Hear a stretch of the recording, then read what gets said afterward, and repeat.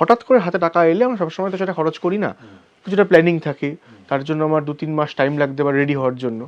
এই সময়টা বা 6 মাস টাইম লাগতে পারে, এই সময়টা সেই টাকাটা পার্কিং কোথায় করব? যে টাকাটা আমি রাখছি সেই টাকাটা যাতে 1 বছর বাদে আমার যে টার্গেট, সেই টার্গেটে গিয়ে হঠাৎ করে দেখবো না টাকাটা কমে গেছে বা লস খেয়েছি। সেটা কিভাবে রাখা যায়? সেই এমার্জেন্সির কারণে যদি কেউ টাকাটা জমাতে চায়, তাহলে তার জন্য কি শর্ট টার্ম যে প্ল্যানগুলো রয়েছে, ফান্ডগুলো, সেগুলো কি ভালো হয়? পছন্দের ফ্ল্যাট পাচ্ছি না, আমার করতে করতে 1 বছর হয়ে গেল, সেক্ষেত্রে 3 মাস অন্তর একটা নতুন করে রিনিউ করে না নিতে না হবে। না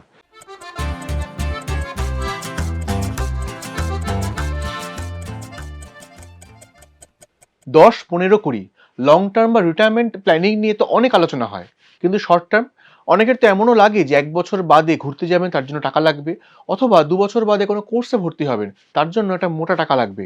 এইগুলো কিভাবে জমাবেন? শর্ট টার্মে ইনভেস্ট কি করা যায়? ইনভেস্ট করলে কি কি উপায় রয়েছে? আজকে সঞ্চয় সময়ের এই এপিসোডে আমরা সেই বিষয়ে আলোচনা করব। আমাদের সঙ্গে রয়েছেন পার্সোনাল ফিনান্স প্র্যাকটিশনার সোমনাথ পাল। সোমনাথ বাবু, নমস্কার। প্রথমে যেটা বললাম, আমরা অনেক সময় না এই সঞ্চয় নিয়ে আলোচনা করতে গেলেই রিটায়ারমেন্ট প্ল্যানিং, 15 বছর বাদে আমরা কি করব, এটা একটা আলোচনা করি। লং টার্ম থাকলে আমাদের রিটার্ন বেশি আসবে আলোচনা করি, কিন্তু সাধারণ মানুষের ক্ষেত্রে অনেক বেশি ইম্পর্টেন্ট হচ্ছে আজ থেকে 6 মাস বা 1 বছর বা 2 বছর বাদে আমার কি প্ল্যানিং রয়েছে। সেক্ষেত্রে ধরুন আমি যে উদাহরণটা বললাম যে 1 বছর বাদে আমি একটা কোনো কোথাও ঘুরতে যেতে চাই, অথবা 2 বছর বা 3 বছর বাদে আমার কোনো প্ল্যানিং রয়েছে কিছু কেনার, ডাউন পেমেন্ট হোক বা অন্য কিছু, এর জন্য তো টাকা লাগে। সেগুলোর জন্য আমরা চট করে ব্যাংকে একটা রেকারিং করি বা কিছু করি, এছাড়া আর কি কোনো প্ল্যানিং আছে? হ্যাঁ আছে, নিশ্চয়ই আছে। ব্যাংকের রেকারিংটাও খারাপ নয়, যদি আহ, যিনি করছেন তার ট্যাক্স স্ল্যাবটা যদি কমের দিকে থাকে তাহলে অসুবিধা নেই, তার কারণ তাকে ট্যাক্স দিতে হবে না। কিন্তু ওটাতে পরে আসছি। কিন্তু রেকারিং ডিপোজিট ছাড়াও যেটা করা যেতে পারে, মিউচুয়াল ফান্ড সাইডে কিছু কিছু ফান্ড আছে, যেমন মানি মার্কেট ফান্ড। তবে মানি মার্কেট ফান্ডটা খুবই কম সময়ের জন্য, 7 দিন 10 দিন, যেটা বেসিক্যালি আপনার কর্পোরেট হাউসরা বেশি ব্যবহার করে। কিন্তু এটা ছাড়া আলট্রা শর্ট টার্ম ফান্ড বা শর্ট টার্ম ফান্ড, এগুলো হচ্ছে সব ডেট ফান্ড। তো সেই ডেট ফান্ডগুলো রয়েছে। তো এই ডেট ফান্ডগুলোর ব্যাপারটা কি, সেটা হচ্ছে এই ডেট ফান্ডগুলো এমন বন্ড হোল্ড করে যে বন্ডগুলোর ম্যাচুরিটি খুব শিগগিরই, যেমন ধরুন 365 দিন বা 400 দিন বা 500 দিনের মধ্যে ম্যাচুরিটি। এবার বন্ডে বা ডেট ফান্ডের রিস্কগুলো কী কী? একটা হচ্ছে ক্রেডিট রিস্ক, যে আমি যে তাকে টাকাটা দিলাম সে আমার টাকাটা ফেরত দেবে কিনা, ক্রেডিট রিস্ক। আর দ্বিতীয় হচ্ছে ইন্টারেস্ট রেট রিস্ক। বন্ডের যে দাম, বন্ডের যে প্রাইস, সেটা ডিপেন্ড করে হচ্ছে যে যদি দেশের ওভারঅল ইন্টারেস্ট রেট যদি বেড়ে যায় তাহলে আমার বন্ডের দাম কমে যাবে, আর যদি ইন্টারেস্ট রেট কমে যায় তাহলে আমার হাতে যে বন্ডটা আছে তার দাম বেড়ে যাবে।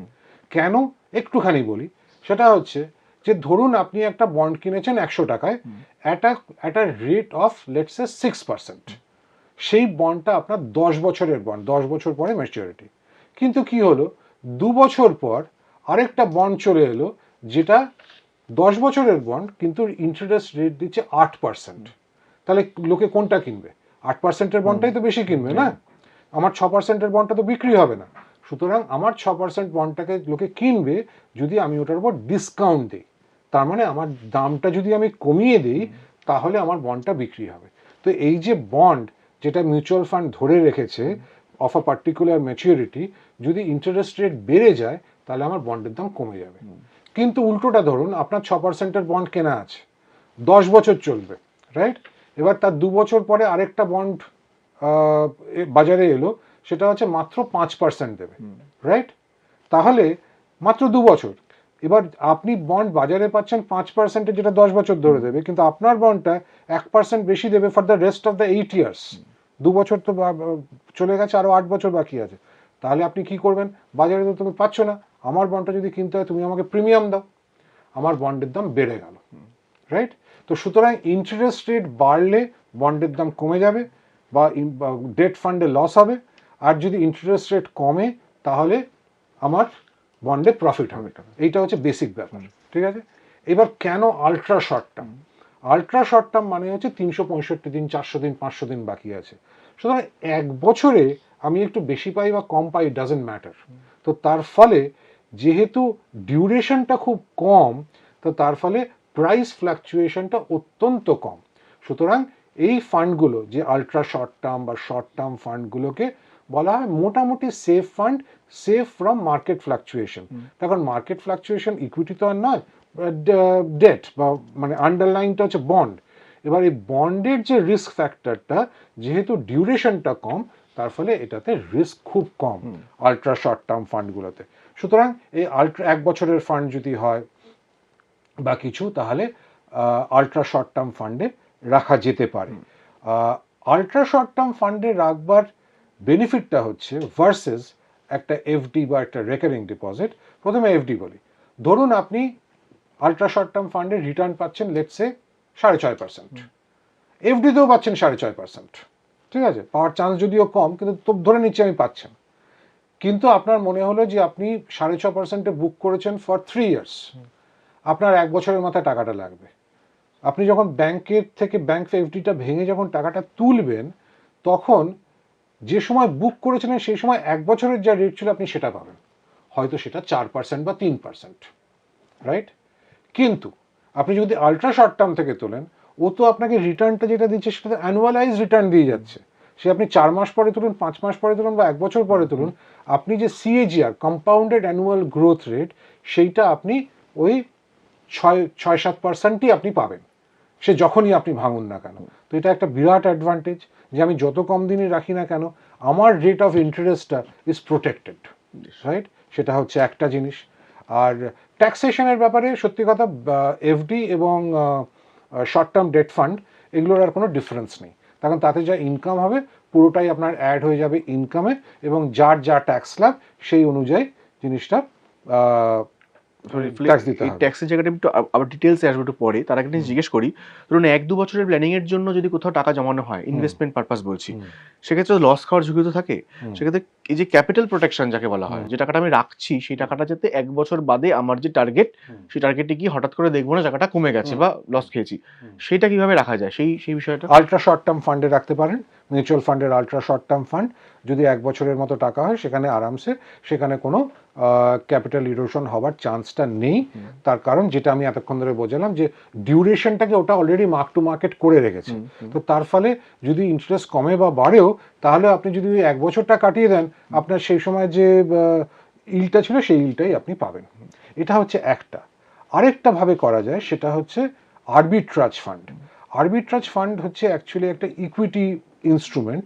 সেটা হচ্ছে আপনার টিপিক্যালি আপনার ডেরিভেটিভ মার্কেটে ক্যাশ ভার্সেস ফিউচার যে ওয়েফার থিন মার্জিনে যে ট্রেডিংটা হয়, সেটা হচ্ছে আরবিট্রাজ। আরবিট্রাজ ফান্ডে আপনার কোনো এক্সিট লোড নেই, 1 বছরে আলট্রা শর্ট টার্মেও নেই, কোনো এক্সিট লোড নেই, এটাতেও কোনো এক্সিট লোড নেই, এবং রিটার্ন হচ্ছে ওই approximately 6-8%। And the best part is, যদি 1 বছর কেউ কাটিয়ে দেয়, তাহলে দ্য ট্যাক্সেবিলিটি ইজ অনলি 12.5%, এবং তার আগে তো 1,25,000 টাকার এক্সামশনটা আছে, এবং তারপরে যদি হয় তাহলে 12.5%। তো সুতরাং ট্যাক্সেবিলিটির দিক থেকে এটা অত্যন্ত ভালো। আরবিট্রাজ ফান্ড ভালো কাজ করে যখন মার্কেটে ভলাটিলিটি বেশি, মার্কেট ওপর নিচ খুব করছে, সেই সমস্ত ক্ষেত্রে আরবিট্রাজ ফান্ডটা ভালো কাজ করে। এবং মার্কেটে লিকুইডিটি থাকতে হবে, লিকুইডিটি না থাকলেও মুশকিল। তো মার্কেটের সেই সিচুয়েশন, মানে দ্য ওভারঅল ইকোনমিক সিচুয়েশনটা একটু দেখে নিয়ে, এবং মার্কেটটা মানে ইজ আ ভাইব্রেন্ট মার্কেট, সেই মার্কেটে যদি আরবিট্রাজে লাগানো হয়, তাতে ক্যাপিটাল ইরোশনের চান্স নেই। ওভার জাস্ট আবার 30 ডেজ পর থেকে আর কোনো ক্যাপিটাল ইরোশনের চান্স নেই। আর মোটামুটি 6-8% রিটার্ন, ট্যাক্সেবিলিটি ইজ গুড, সুতরাং আরবিট্রাজে রাখা যেতে পারে। এবার এই যে এই বিষয়গুলো যখন আলোচনা হয় শর্ট টার্ম ফান্ডে, তখন লিকুইড ফান্ড, আপনি আলট্রা শর্টের কথা বললেন, এছাড়া low duration fund, money market plan, এরকম নানা রকম আসে। তো এই বিষয়গুলো বাছাই করাটা, যে কোন জায়গায় রাখবো, আমি আরবিট্রাজটাই বাদ দিলাম, বাকিগুলোর ক্ষেত্রে মধ্যবিত্তদের জন্য বাছাই করাটা কিভাবে হতে পারে? ডিউরেশন হিসেবে, যে কেউ যদি বলেন যে আমার 1 মাসের মধ্যে টাকাটা লাগবে, তখন হয়তো আমরা লিকুইড বা মানি মার্কেটে রাখতে পারি। কিন্তু কেউ যদি বলেন না আমার বছর খানেক মতো থাকবে, তো সেখানে আমরা আলট্রা শর্ট টার্মে রাখতে পারি। তখন আমাদের ফান্ডটাতে দেখে নিতে হবে যে ওটার অ্যাভারেজ ম্যাচুরিটিটা কত। আচ্ছা, অ্যাভারেজ ম্যাচুরিটি যদি আমরা দেখি যে ওই 365 থেকে 500 দিনের মধ্যে আছে, তাহলে আমরা ওটাকে আলট্রা শর্ট টার্মে রাখতে পারি। এবার এই একটা রেকারিং নিয়ে যখন কথা হলো, হুম, এফডি করলে আমার এককালীন টাকা রয়েছে একটা, সেই অ্যামাউন্ট আমি এফডি করতে পারি। হুম, রেকারিং এর ক্ষেত্রেও তো আমরা কাইন্ড অফ এসআইপি মাসে হুম, মাসে টাকা দিই। হুম, হুম, সেক্ষেত্রে যদি আমরা মনে করি যে ১ বছর বাদে যে গল্পটা বললাম যে আমার ১ বছর বাদে ১,০০,০০০ টাকা মতো লাগবে, হুম, আমি মাসে ৮,০০০ টাকা করে জমাবো তার জন্য। হুম, সে ৮,০০০ টাকা আমি সেভিংস ব্যাংক অ্যাকাউন্টে জমাতে পারি, হুম, রেকারিং করতে পারি। যদি আমি ৮,০০০ টাকা করে জমাই, হয় ৯৬,০০০ টাকা। হুম, কেউ যদি মনে করে যে আমি একটা টার্গেট নিয়ে জমালাম, আমি সামান্য কিছু হলেও বেশি পাবো, সেটা আমার extra benefit rather than recurring বা হুম, সেভিংস ব্যাংক অ্যাকাউন্ট, তাহলে তার জন্য ১ বছর যদি প্লাস হয়, হুম। আল্ট্রা শর্ট ফান্ডের কথা বলছেন, আল্ট্রা শর্ট বা আরবিট্রাজ এই দুটোর মধ্যে যে কোনো দুটোতেই একটা। রাখা যেতে পারে। যদি ৬ মাস বা কোয়ার্টারলি ৩ মাস বা ৬ মাসের মাথায় হয় তাহলে? তাহলে আমি বলবো ৩ মাস যদি হয় তাহলে আমি বলবো লিকুইড ফান্ডে রাখাটাই ভালো। বেশ। এবার আরেকটা বিষয় যেটা বলার যে, ধরুন আপনি এফডির কথা যদি বলেন, এফডিতে হঠাৎ করে লিকুইডিটি পাওয়াটা সময় সাপেক্ষ। এফডি ভাঙাতে হবে, হুম, যেতে হবে। রেকারিং এর ক্ষেত্রেও তাই। হুম, সেক্ষেত্রে এমার্জেন্সি কারণে অনেক সময় তো প্ল্যান ডিসরাপশন হয়, হুম, অন্য কোনো কারণে টাকাটা দরকার তুলে নিতে হচ্ছে। সেক্ষেত্রে সেই এমার্জেন্সির কারণে যদি কেউ টাকাটা জমাতে চায়, তাহলে তার জন্য কি শর্ট টার্ম যে প্ল্যানগুলো রয়েছে, ফান্ডগুলো, সেগুলো কি ভালো হয়? হ্যাঁ, একদম। এই যে বললাম তার কারণটা কি? তার কারণ হচ্ছে এফডি আপনি যদি করেন, আহ, ধরুন আপনি এফডি করছেন 6 মাসের জন্য, আপনি তো রেট পাবেন অলমোস্ট সেভিংস অ্যাকাউন্টের মতনই, ২.৫-৩%। কেন যাবেন ওখানে? ওয়ারাজ আপনি যদি ওই ৩ মাস ৬ মাসে যদি থাকেন, তাহলেও আপনি আল্ট্রা শর্ট টার্ম বা আরবিট্রাজে আপনি অ্যানুয়ালাইজ তো ৬% থেকে ৮% মতো পাচ্ছেন। তো সুতরাং it's absolutely a no brainer যে সেভিংস অ্যাকাউন্টে ফেলে রাখার থেকে বা এফডি অফ 2.5-3%-এর থেকে যে কোনো short term mutual fund, ultra short term, low duration or arbitrage অনেক better in terms of return. আমি এখানে একটা জিনিস জিজ্ঞেস করবো, এই ধরুন এমার্জেন্সি ফান্ড নিয়ে কথা হয় নানান রকম ভাবে। অনেকে মনে করেন এমার্জেন্সি ফান্ড আমি সেভিংস ব্যাংকে জমাবো, আমার লিকুইডিটি দরকার বললে, যাতে আমি এটিএম দিয়ে টাকাটা পেয়ে যেতে পারি। একটা ছোট উদাহরণ দিই, সাধারণ শহুরে, গ্রামীণ ক্ষেত্রে এখন যেহেতু ক্রেডিট কার্ড ইউজ হচ্ছে, একটা ছোট্ট উদাহরণ যদি দিই আমি, ধরুন একজন, তার এমার্জেন্সি কোন কারণে দরকার পড়ে, হেলথ এমার্জেন্সি হোক বা এই ধরনের কিছু, সে হসপিটালে গেলে এখন ক্রেডিট কার্ড দিয়ে সে বিল মেটাতে পারবে প্রাথমিকভাবে। তারপরে ৩০ থেকে ৪০ দিনের টাইম পিরিয়ড পাবে টাকাটা ফেরত দেওয়ার জন্য। এবার কেউ যদি মনে করেন যে আমার কাছে আমার ক্রেডিট কার্ড রয়েছে দুটো, যার মোটামুটি ২ লাখ ৩ লাখ টাকা আমার একটা কভারেজ রয়েছে, আমি এমার্জেন্সি ফান্ড যেটা জমাবো সেটা আমি সেভিংস ব্যাংক অ্যাকাউন্টে জমাবো না, আমি তার বদলে এরকম কোনো শর্ট টার্ম ফান্ডে জমাবো, পার্কিং করবো টাকাটা, তারপরে ১ বছর জমানোর পরে আমি সেটাকে হয়তো অন্য কিছু ফান্ডে বা অন্য কোনো জায়গায় ট্রান্সফার করতে পারি। এটা কোনো ভালো আইডিয়া হতে পারে? দেখুন, এমার্জেন্সি ফান্ড হচ্ছে the first step of financial planning for every individual, ঠিক আছে? সেই জন্য এমার্জেন্সি ফান্ডটা আমি ক্রেডিট কার্ড খরচা করব, সেটা এটা দিয়ে কভার আপ করব, সেটার পারপাসটা কিন্তু তা নয়। এমার্জেন্সি ফান্ডটা এমার্জেন্সি ফান্ডের মতোই থেকে যাবে। আমি ওটা থেকে খুব একটা রিটার্নও এক্সপেক্ট করব না, প্লাস আমি ওটাকে ধরবও না। একটা মানুষের জীবন মানে প্রফেশনাল ক্যারিয়ার যখন শুরু হয়, তখন সে প্রথমেই হয়তো ১ মাসের যা খরচা, আমি রোজগার বলছি না, তার ১ মাসের যে খরচা, সেই খরচাটা হয়তো তার ব্যাকআপ তৈরি হলো। ১ বছরের মধ্যে সে ৩ মাসের ব্যাকআপ তৈরি করলো, ২ বছরের মধ্যে ৬ মাসের করে ফেললো। এবার যত একটা মানুষ ম্যাচিওর হয়, আমরা বলি ৬ মাস থেকে ১ বছরের তোমার যা ৬ মাসের খরচা বা ১২ মাসের খরচা, সেটাকে আলাদা করে রাখো। এবার সেইটা আপনি, আমরা যেটা বলি যে ওটাতে রিটার্ন নিয়ে খুব একটা মাথা ঘামিও না, কিন্তু স্টিল যদি আল্ট্রা শর্ট, লো ডিউরেশন বা আরবিট্রাজে রাখা হয়, তাহলে অ্যারাউন্ড ৬-৮% মতো পাওয়া যাবে। সেভিংসে রাখলে কিছুই পাওয়া যাবে না। এফডিতে যদি ওটা তৈরি হয়ে গেল এবং এফডিতে যদি লং টার্মের জন্য রাখা হয় এবং সেটা যদি ধরুন ৩ বছরে সেম রিটার্ন দিচ্ছে, এফডিতে রাখলেও কোনো অসুবিধা নেই, এফডিতেও রাখা যেতে পারে। Just that ultra short term, low duration এবং এফডি ট্যাক্সেশনটা সেম, ওটা ইনকামটা অ্যাড হয়ে যাবে ইনকামে এবং যার যা স্ল্যাব সেই অনুযায়ী ট্যাক্সেবিলিটি হবে। ওয়ারাজ আরবিট্রাজে যেটা হবে, যদি ওটা ১ বছর পার হয়ে যায়, তাহলে ওটা ১২.৫%-এ নেমে আসবে এবং যদি ক্যাপিটাল গেইনস ওভারঅল ১ লাখ টাকা, ১,২৫,০০০ টাকার কম হয়, তাহলে ট্যাক্স ফ্রি। তো সুতরাং arbitrage is better, specially for beginners বা ইয়াং পিপল, আর যাদের already tax slab is very high, তাদের জন্য আরবিট্রাজ ইজ বেটার।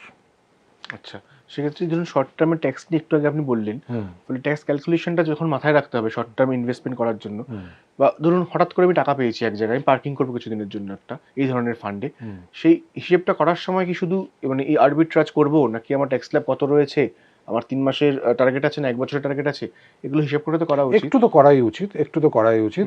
যার ট্যাক্স স্ল্যাব ৩০%-এর বেশি আছে, তার তার আরবিট্রাজেই থাকা উচিত, বেশ। Most tax efficient. যাদের ইনকাম 12 লাখ টাকার কম, ইট ডাজ নট ম্যাটার, তারা আরবিট্রাজেও করতে পারে, লো ডিউরেশনেও করতে পারে, লো ডিউরেশনেও করতে পারে, বা এফডিতেও করতে পারে, যাই হোক না কেন 12 লাখ টাকার কমেই হচ্ছে, সুতরাং নন ট্যাক্সেবল, কোনো অসুবিধা নেই। তো সেইভাবে সুতরাং ট্যাক্স পার্টটা হচ্ছে ওইটা। আর অন্য পার্ট যেটা, সেটা হচ্ছে টেনর, যে আমি কত দিনের জন্য টাকাটা রাখতে চাই। এবার সেটার জন্য আলট্রা শর্ট বা আরবিট্রাজ আর দ্য বেস্ট। তার কারণ হচ্ছে আমি যতটুকু সময়ের জন্যই রাখি না কেন, প্রথম কথা ওপেন এন্ডেড, আমাকে কমিট করতে হচ্ছে না যে আমি কতদিনের জন্য রাখবো।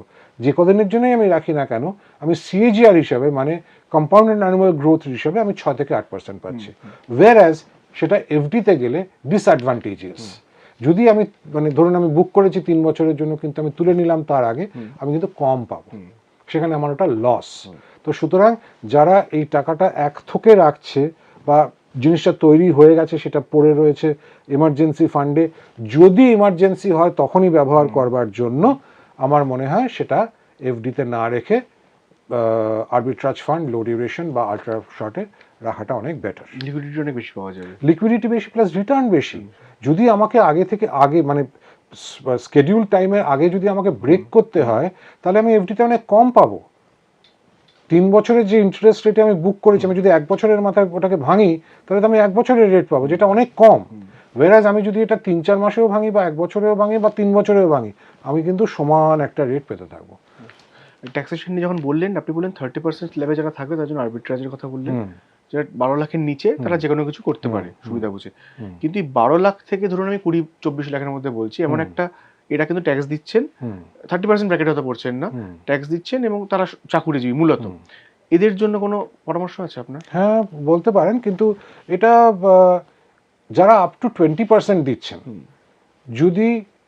যদি এই যে আপনার আরবিট্রাজে যদি 1 বছরের আগে ওটাকে ব্রেক করা হয়, তাহলে শর্ট টার্ম ক্যাপিটাল গেইনস 20%, সুতরাং সেম হয়ে যাচ্ছে। এখানেও রাখতে পারেন, মানে আরবিট্রাজেও রাখতে পারেন, শর্ট টার্মেও রাখতে পারেন, এফডিতেও রাখতে পারেন, ব্যাপারটা মোটামুটি সেম।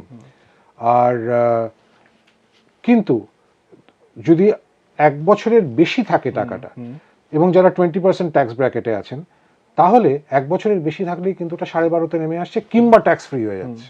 সুতরাং সেই দিক থেকে সেটা বেটার, রাইট?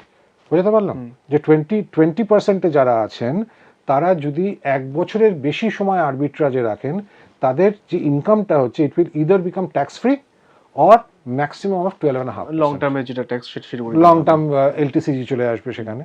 তো সেই জন্য এবার প্রতিটা ক্ষেত্রে যেহেতু প্রায় রিটার্নটা কাছাকাছি থাকে, আপনি যেহেতু এফডি এবং এর তুলনা করলেন, এদের সিএজিআর প্রায় কাছাকাছি থাকছে, তার জন্য আপনি বলছেন যে ট্যাক্সেশন সমান হলে মোটামুটি গ্রোথটাও সেম হবে।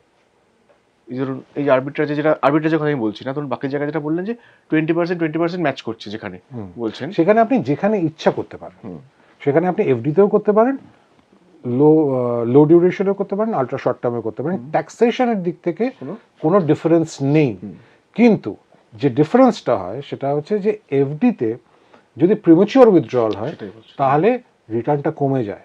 ওয়্যারঅ্যাজ আপনি লো ডিউরেশন আলট্রা শর্টে যখনই আপনি এক্সিট করুন না কেন, আপনার রিটার্ন পার্সেন্টেজটা কমবে না। That is the benefit. এবার একটা ছোট উদাহরণের কথা যদি জিজ্ঞেস করি, আলোচনায় যদি এসছে, তবে একবার জিজ্ঞেস করি, যদি ধরুন 1 বছর টাকা জমিয়ে ফরেন ট্রিপ করবো, আমি ট্যাক্সেবল ইনকামের আওতায় পড়ি না, তাহলে আমার বেস্ট শর্ট কি হবে? আলট্রা শর্ট টার্ম বা লো ডিউরেশন।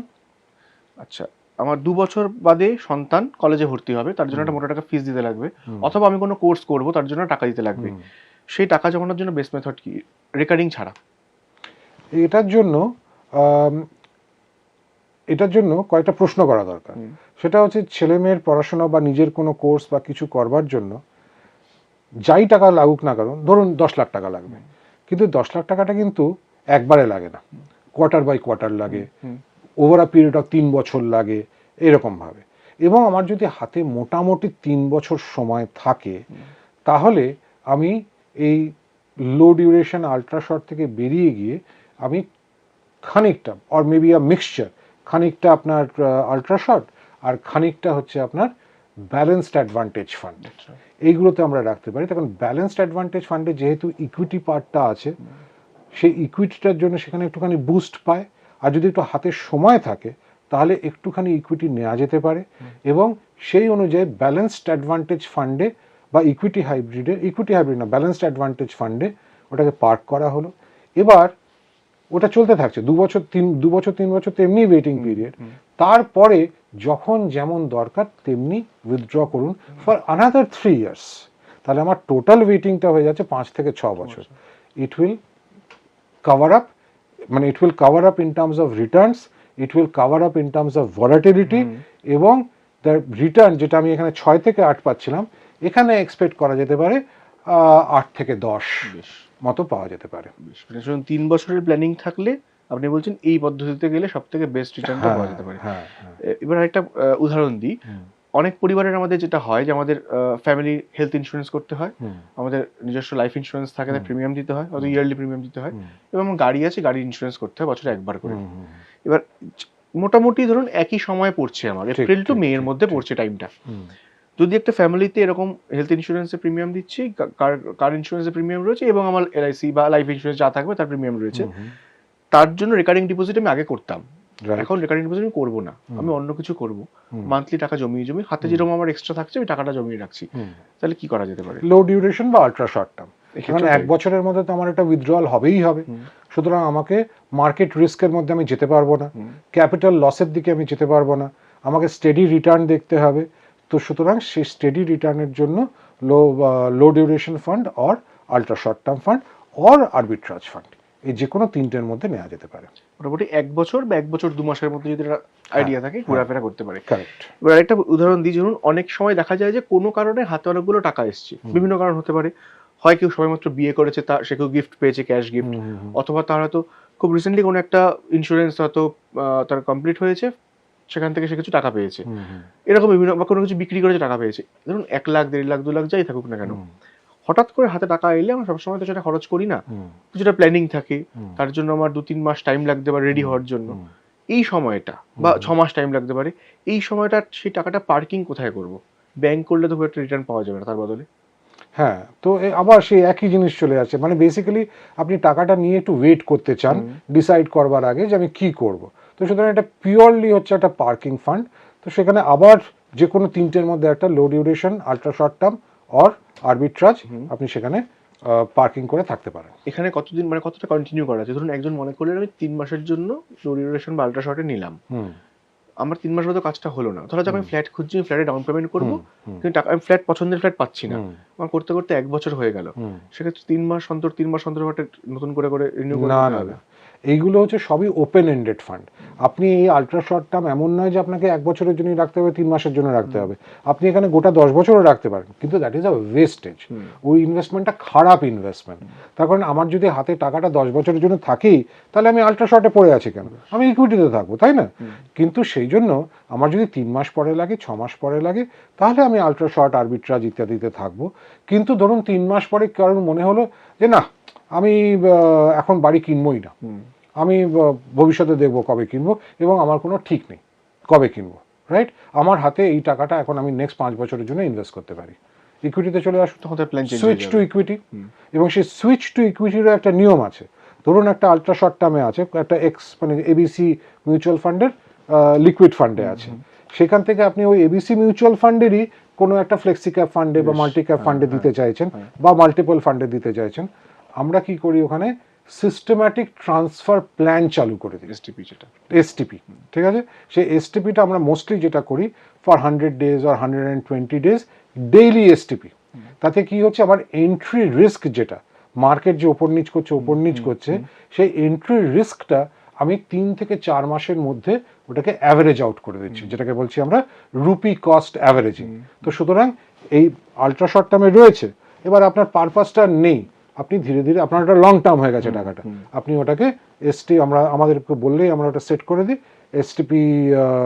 এসটিপি করে ধীরে ধীরে টাকাটা ইকুইটি ফান্ডে চলে যাবে, এবং সেখানে গিয়ে it will rest for long term and it will grow.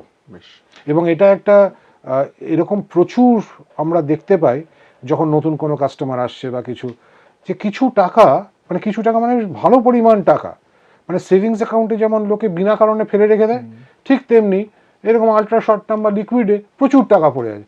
আমরা যখন জিজ্ঞেস করছি কেন পড়ে আছে, ভুলে গেছি। এই ভোলাটা ভুললে চলবে না। তাই জন্য আমরা সবসময় বলি যে প্রত্যেক বছর please sit down, monitor and evaluate your portfolio, যাতে ওগুলো ধরা পড়ে যায়। এবং যদি কিছু ধরুন এসটিপি করার পরে কিছু রেসিডুয়াল পড়ে আছে, শিফট ইট, সুইচ করে ওটাকে ক্লিন করে দাও, পোর্টফোলিওটা দেখতে ঠিক লাগবে, plus you are losing out on money আপনি যদি ওটাকে সুইচ না করেন। তো সুতরাং এই জিনিসগুলো মাথায় রাখা খুব দরকার for being a responsible investor. এবং এখানে এই একটা উদাহরণ বললেন না যে ভুলে গেছি বলেন, এরকম ক্ষেত্রে কিন্তু প্রচুর যারা সাজেশন দিচ্ছেন এরকম ইনভেস্ট করার জন্য, তারা কিন্তু বলেন যে একটা কোনো ফান্ড, ধরুন 5টা ফান্ড মিউচুয়াল ফান্ড সে কিনেছে, কোনোটাই হাইব্রিড রয়েছে, স্মল ক্যাপ, মাল্টি ক্যাপ বিভিন্ন রকম রয়েছে, তো একটা এরকম ফান্ড থাকবে আলট্রা শর্ট বা এরকম ধরনের কিছু ফান্ড দেওয়া হয়েছে, আপনি এটাকে সেভিংস ব্যাংক অ্যাকাউন্টের মতো করে ট্রিট করুন, আপনি টাকা জমাতে থাকুন এখানে। এবং সেটা 1 বছর 2 বছর 3 বছর হয়ে গেছে, তার যখন জিজ্ঞেস করা হচ্ছে তাকে বলা হচ্ছে ঠিক আছে আপনার তো সেভিংস ব্যাংক অ্যাকাউন্টে যখন টাকা লাগবে আপনি এই ফান্ডটা থেকে টাকা তুলে নেবেন। এটা কি ঠিকঠাক? কারণ আপনি যেটা বললেন, যদি আমার প্রপার কোনো প্ল্যানিং না থাকে তাহলে আমার দরকার পড়বে না 3 মাস 6 মাস হয়ে গেলে ওই ধরনের ফান্ডে টাকা জমাতে, বরং আমাকে সুইচ করতে হবে ইকুইটির দিকে যাতে আমি রিটার্নটা পাই। একদম, তার কারণ হচ্ছে প্রথম হচ্ছে আমার এমার্জেন্সি ফান্ড তৈরি, আমি ধরেই নিচ্ছি যে এমার্জেন্সি ফান্ড আমার তৈরি হয়ে গেছে এবং সেটা কোনো একটা ফান্ডে রয়েছে যেটা ইজিলি উইথড্রয়েবল, যে টার্গেট ফিল হয়ে গেছে, ওই টার্গেট ফিল হয়ে গেছে। এইবার হচ্ছে আমার সেভিংস ব্যাংক অ্যাকাউন্ট, যেখান থেকে আমার ট্রানজ্যাকশন হয়, যেখানে আমি বিভিন্ন লোককে স্যালারি দিচ্ছি, আমার ড্রাইভার, ডোমেস্টিক হেল্প, এই সেই তাকে স্যালারি দিচ্ছি, মোবাইল ফোনের বিল পে করছি, টিভির বিল পে করছি, নেটফ্লিক্স ইত্যাদির বিল পে করছি। তো সুতরাং ওটা আমার ট্রানজ্যাকশন অ্যাকাউন্ট। এবার সেই ট্রানজ্যাকশন যে করব আমি প্রত্যেক মাসে, আমার একটা অ্যামাউন্ট আছে, কারো 50,000, কারো 1 লাখ, কারো 2 লাখ, যাই হোক না কেন। এবার ধরে নিন কেউ সেফ সাইডে থাকবার জন্য তার 1.5 টাইম 2 টাইমস রাখলো, তারপরে তো আর রাখার দরকার নেই। যদি তারপরেও থাকে সে তার নিজের টাকাটাকে সঠিকভাবে ব্যবহার করছে না, যথেষ্ট পরিমাণ রাখো, তার কারণ কখনো কি লাগে ডেবিট কার্ড দিয়ে খরচা করতে হবে বা কিছু দিয়ে খরচা করতে হবে, রাখো সেভিংস অ্যাকাউন্টে, কিন্তু বিনা প্রয়োজনে রেখো না, যতটুকু প্রয়োজন ততটুকু রাখো এবং বাকিটা সিস্টেম্যাটিক্যালি শিফট করো ইকুইটিতে, সো দ্যাট, যেটা আবার পণ্ডিত ব্যক্তিরা বলে গেছেন যে make your money work harder than you, তোমার টাকা যেন তোমার থেকে বেশি পরিশ্রম করে। তো সুতরাং সে টাকাকে পরিশ্রম করতে গেলে তাকে তো জিমে পাঠাতে হবে, তো জিমটা হচ্ছে equity fund. Thank you Somnath da. Thank you. Short term নিয়ে আলোচনা খুব কম হয়, ফলে এতটা যে আলোচনা হলো অন্তত শর্ট প্ল্যানিং এর ক্ষেত্রে হয়তো অসুবিধা হবে না। আমরা বললাম, প্রথমেই বলেছিলাম যে লং টার্ম নিয়ে অনেক আলোচনা হয়েছে, কিন্তু শর্ট টার্ম 6 মাস 1 বছরে কি করব সেই ধারণা অনেক সময় পাওয়া যায় না। আশা করছি এই এপিসোডের পর সেই ধারণাটা অনেক স্পষ্ট হবে। দেখতে থাকুন সঞ্চয়ের সময় @ এই সময় অনলাইন।